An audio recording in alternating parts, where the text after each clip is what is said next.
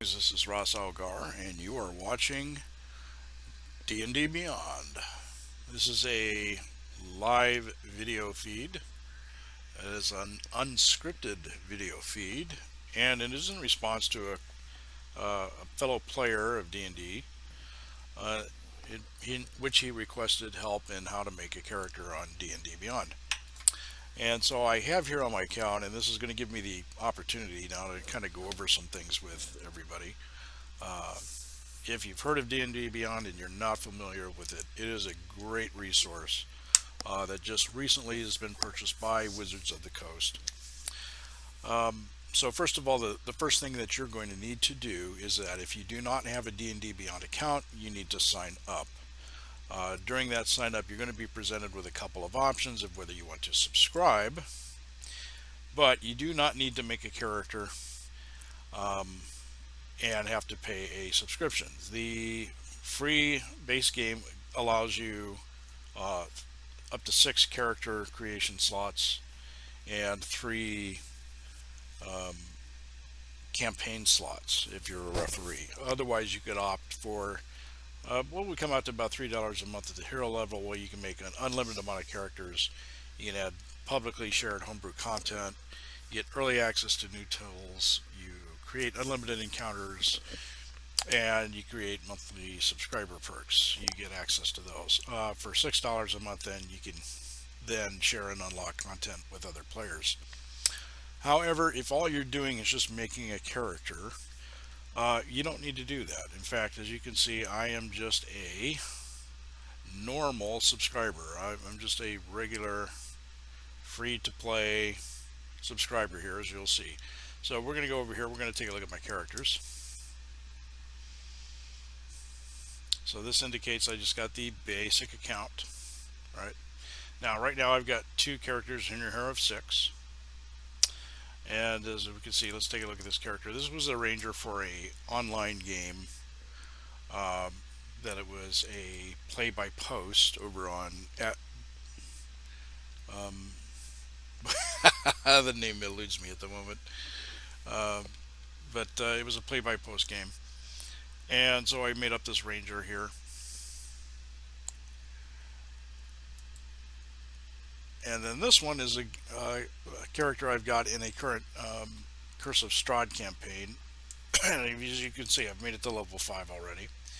But what we want to do is go over what you have to do to create a character. And so you will essentially come to this same page, and you'll have 0 slots of 6. You hit this tab button right here with my little finger pointer icon, create a character. Now this gives you some options. All right, you can do the standard character build, which you create a character by making choices and a step-by-step approach. I recommend that if you're beginning that you use that. You can use the quick build, maybe you know a little bit about the rules. You can use recommended starting options, or you can randomize a character of any level with random statistics by setting certain parameters. So we're going to do the standard character creation here. So the first thing you're going to come across is your character preferences. Now this is very, very important. If you're playing an online game with another group of players, they will tell you what the stipulations are and what products that you can access. So here, like if he has homebrew content or the Critical Role content by Durrington Press, Magic the Gathering content from the recent Magic the Gathering books that have been released, whether it's Eberron or Rick and Morty. Well, we don't want Magic the Gathering. We don't want Eberron. Let's just say that this is a homebrew campaign, a base game, right? So it enables digital dice rolling. But yeah, we'll do that. That's kind of neat. Optional features. Allow or restrict optional features for this character. Optimize your or customize your origin, or you can optimize your class features. So we're going to leave those grayed out for now. Now, how do you want your advanced to be? You want story-based character progression or experience-based progression? We're going to go with experience points.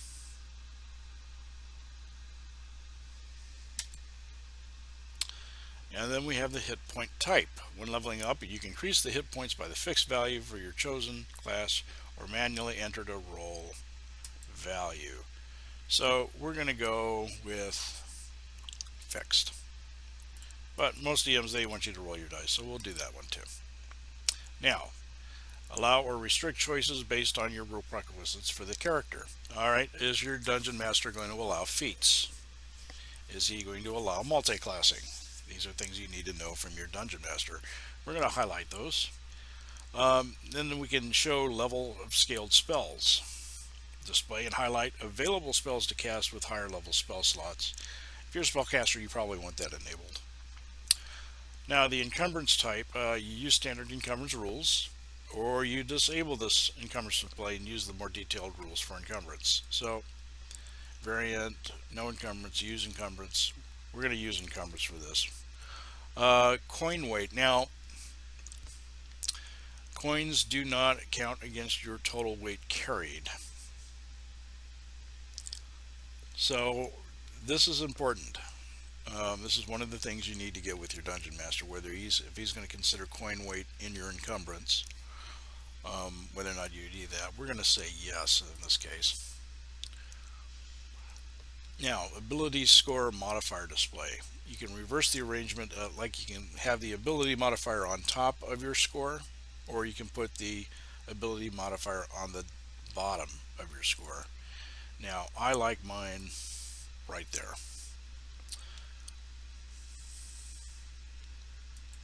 So I like mine on the bottom, actually. I want to see my, there we go. So, character privacy. Toggle the viewing of your character to private. Only you can access the character, or public. Anyone with the link can be your character. So, this is especially helpful if you want your Dungeon Master to be able to see your character sheet on D&D Beyond, and he has an account on D&D Beyond, and he wants you to upload your character to D&D Beyond, or from D&D Beyond, then you want to have this public. Otherwise, if it's just for nobody with the link, they can go ahead and you can set this to private. So the next thing what we're going to do here is, you can see where the next button is right here, or we can go back to the previous. We're going to go to next. So now we want to filter the race sources, right? We want basic rules, player's handbook, which includes the basic rules, or you can just pretty much wherever you want, right? Legacy content. Now, doesn't reflect the latest rules and lore. You could for something in the marketplace. So we'll do this. So we can tell it we want to choose a race. So let's see what the basic races or basic rules. We add those. The player's handbook. We get rid of some of those.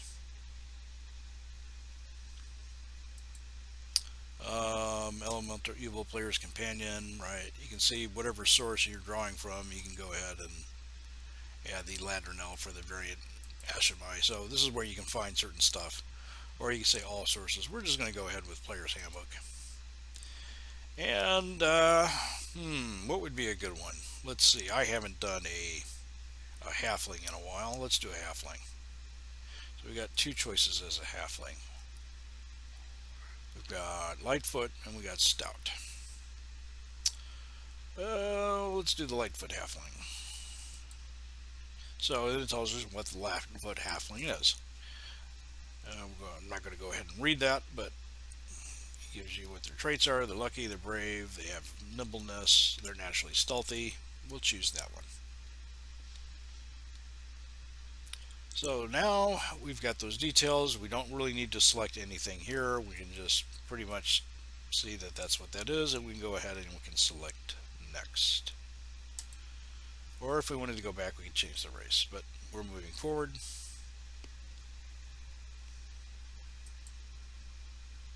Okay, now we're going to choose the class. Okay, if you are a halfling and we are stealthily, then we will probably want to be roguish. So then this just gives us a summary of what the rogue class is, right? We're going to add his class. Now, here we can see that we would start with 12 hit points. We'd have 1 hit die. We could manage our XP there. Class features: hit points at first level, right? Proficiencies. So any of this that we can change, especially if we've got starting rules from the Dungeon Master.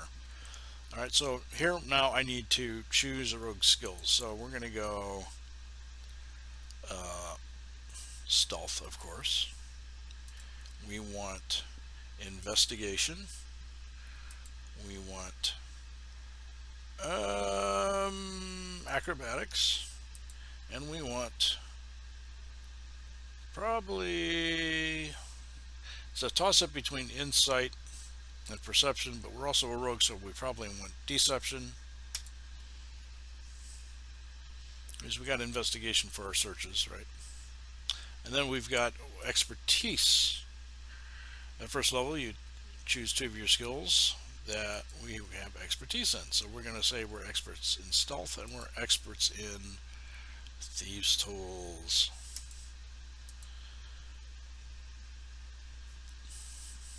Alright, sneak attack. We get sneak attack at first level. Thieves can't. And then we can see what we can get at higher levels by clicking that little button there. So what we'd get at level 2, 4, etc. Alright, but click next. Now we can add our scores. So we can choose a generation method here. We can do the standard array, the manual rolled, the point buy. We're going to do the manual rolled. Okay, we're going to roll. Hit that button. We got a 12. We got a 10. We got a 13.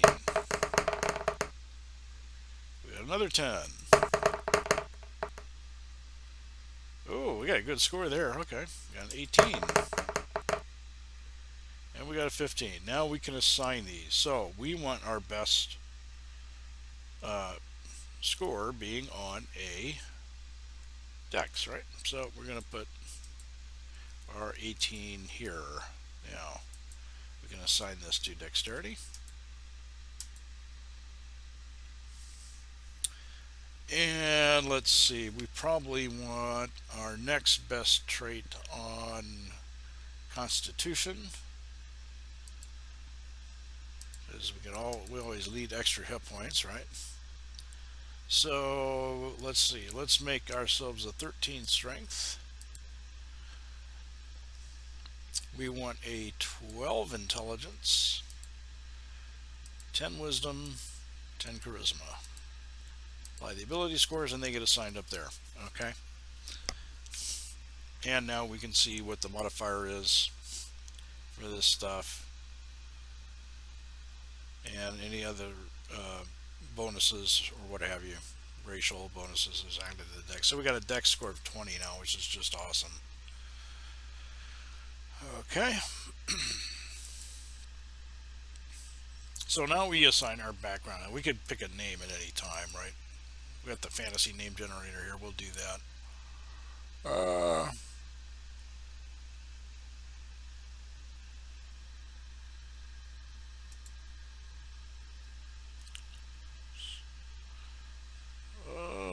We got, let's see, pet sheep name generator. I don't want a sheep.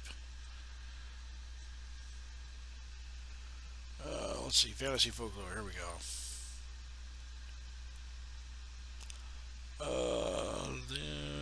What about a halfling? Halfling in here. As you can see, there's some resources here for you. Hobbit names. Here we go.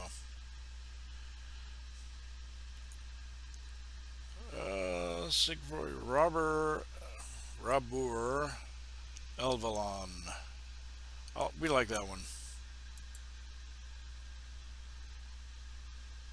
Okay, Robert Elvalon. Let's back up.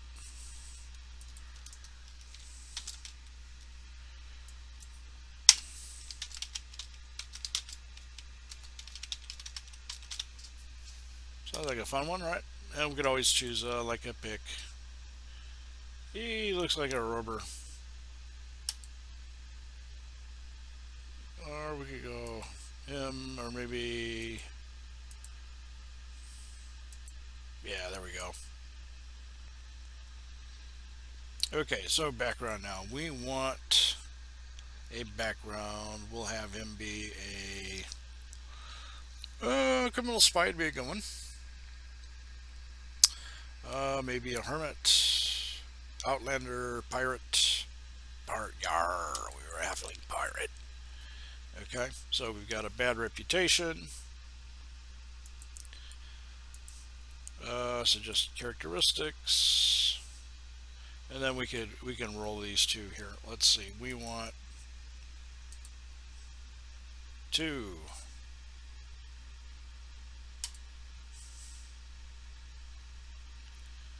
Right.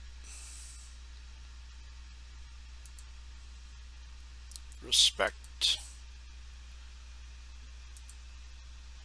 We want three.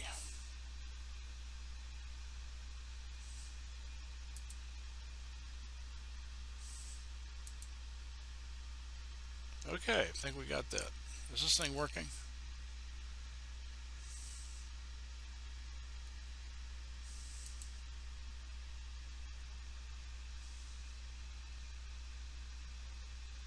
Character details. Alignment. We want chaotic. We'll go chaotic neutral. Faith. Choose an option. Righteous squalid. We'll go modest. We've had some success as a pirate. Yondala for the halflings, of course. Physical characteristics. And here we can set height, weight, gender. We could deal with that later. Personal characteristics. That's what we rolled up here. Oh, okay. We could have just done the random one and left it. Well, that's all right. Well, we don't. We can edit that out later. So notes, organizations, pirates. So you can see you can add notes. You can add flavor. Any allies, Blackbeard. All right. Just to show you that you can do all this. Enemies. The Irindi Navy, right? So I'm going kind of going old school. Backstory, orphan, typical pirate, right? And then any other notes that you wanted to add here. So you could always edit this throughout your character's life. It doesn't have to be static. And then you got your starting equipment or choose gold. We'll go gold. 4 die 4. Randomize. Add that to my starting gold. So we got currently 160 gold pieces. Right. So I can add items later.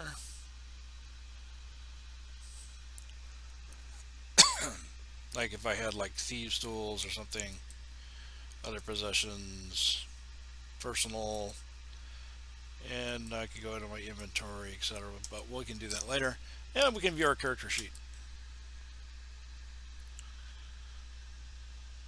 Okay, so ignore that warning up there. That has to do with Beyond 20, which is an app.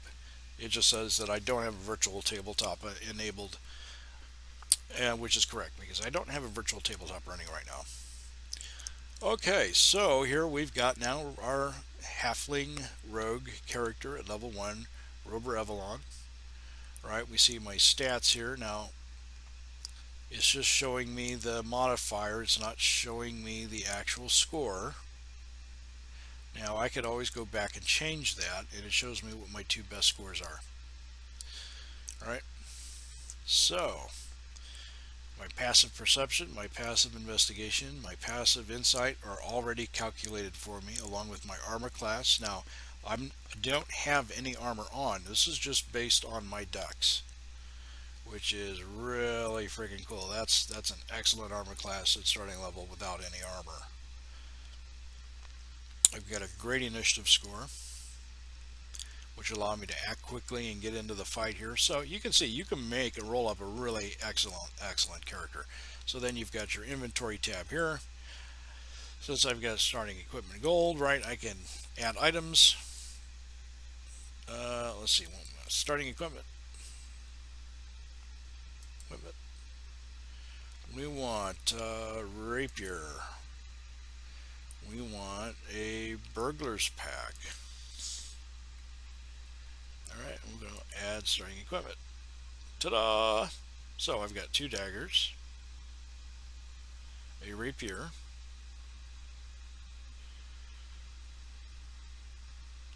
and we got everything in our backpack. And then I can start adding these things.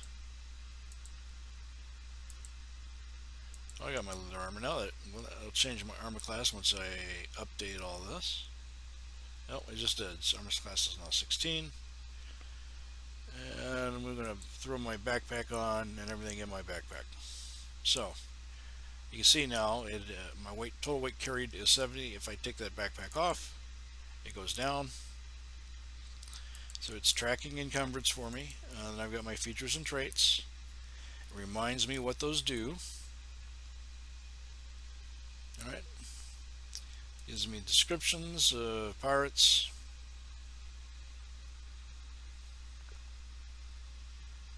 Right, any notes that I've made. Extras. Now extras, if you hit the manage extras, basically what this is you can choose a category. Like if you had a beast companion, a familiar, a sidekick, a wild shape, or mount, or pet. Let's say I've got a sidekick. Let's go find me a sidekick. Alright, so then it'll tell you what kind of level sidekicks there are. We want a expert sidekick, maybe a spellcaster, healer. Let's say he's got a spellcaster healing friend. Okay, we just want one. Alright, and we're going to choose add. There we go. There's our sidekick. And we can give him a name. Alright.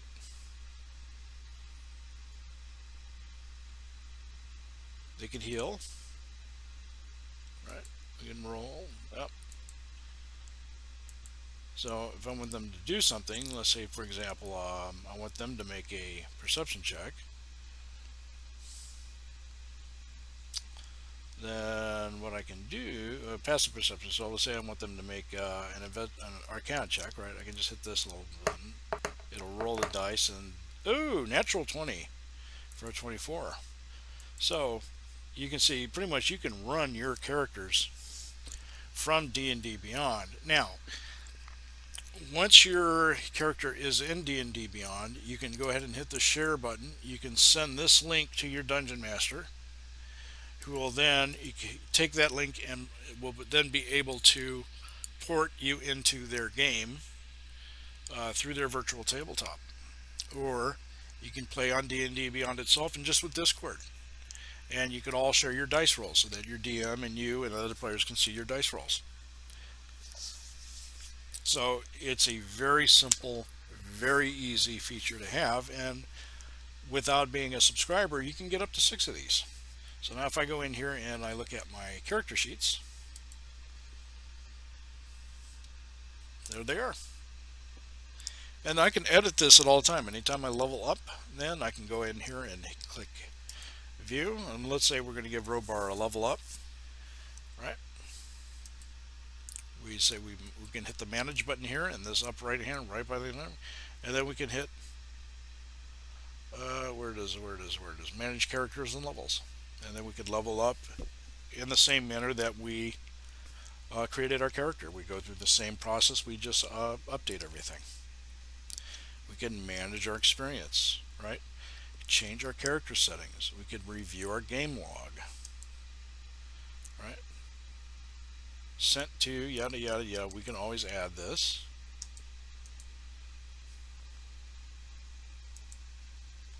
So yeah, this is a great resource, and we're back at the character builder. Let's back out here. We can go to the new player guide. Now I do recommend for new players they go through and they read through the basic rules. Alright, you do have a free copy of the basic rules available to you that are completely free. And in fact, if you go to sources here, that's this right here. Right? So this pretty much is everything that's in the player's handbook. There's just not as much fluff. So if you ever have a question on the rules, this is where you can go. They match those in the player's handbook. Unless your DM has some kind of house rule enabled, that would override it. Anyway, this is your creation character tutorial on D&D Beyond. Please comment if you like this content, if you want to see more of this content, if you have any questions, if you have any comments, please go ahead and let me know. And this is Ross Algar for your D&D Beyond character creation tutorial. Have a great day.